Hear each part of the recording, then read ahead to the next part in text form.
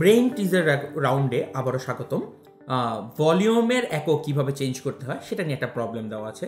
0.7 litre equal two কত metre cube. তোমরা এখনই ভিডিওটা পজ করো, খাতা কলম ক্যালকুলেটর নিয়ে প্রবলেমটা সলভ করো, ভিডিওটা অন করে উত্তর মিলিয়ে নাও। আসো এবার আমরা এই প্রবলেমটির উত্তর মিলিয়ে নিই।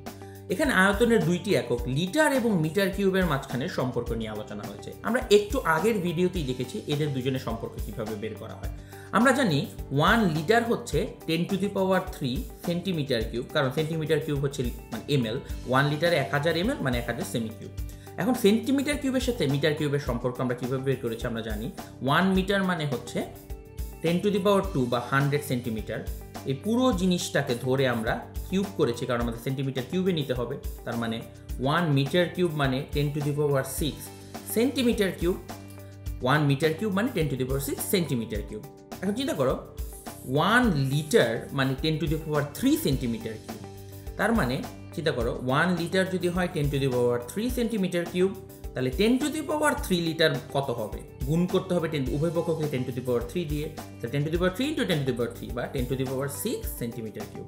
মানে 10⁻6 সেন্টিমিটার কিউব মানে হচ্ছে 10⁻³ লিটার। তাহলে এটাকে নিয়ে যদি আমরা এখানে বসাই 10⁻6 সেন্টিমিটার কিউব মানে হচ্ছে 10⁻³ litre. 1 metre equal to 10⁻³ litre. এটাই হচ্ছে এখানকার সম্পর্ক।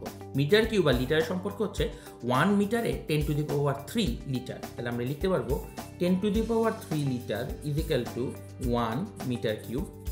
সো 1 লিটার হবে 1/10⁻³ মিটার কিউব, এবং লাস্টে লিখব 0.7 লিটার হবে গুণ করলে 0.7 ডিভাইডেড বাই 10⁻³ মিটার কিউব। হিসাব করলে আসবে 7 × 10⁻⁻4 মিটার কিউব। তাহলে 0.7 লিটার হচ্ছে 7 × 10⁻⁻4 মিটার কিউব। যদি বের করে ফেলতে পারো খুবই খুশি হওয়ার ব্যাপার, কারণ এটা অনেক কঠিন একটা প্রবলেম ছিল, যার কারণে অনেক মানুষ অনেক গাণিতিক সমস্যাগুলোতে ভুল করে। তো তোমার অঙ্কের উত্তর যদি মিলে থাকে কমেন্ট সেকশনে এসে লিখো আম্মু আমি পেরেছি।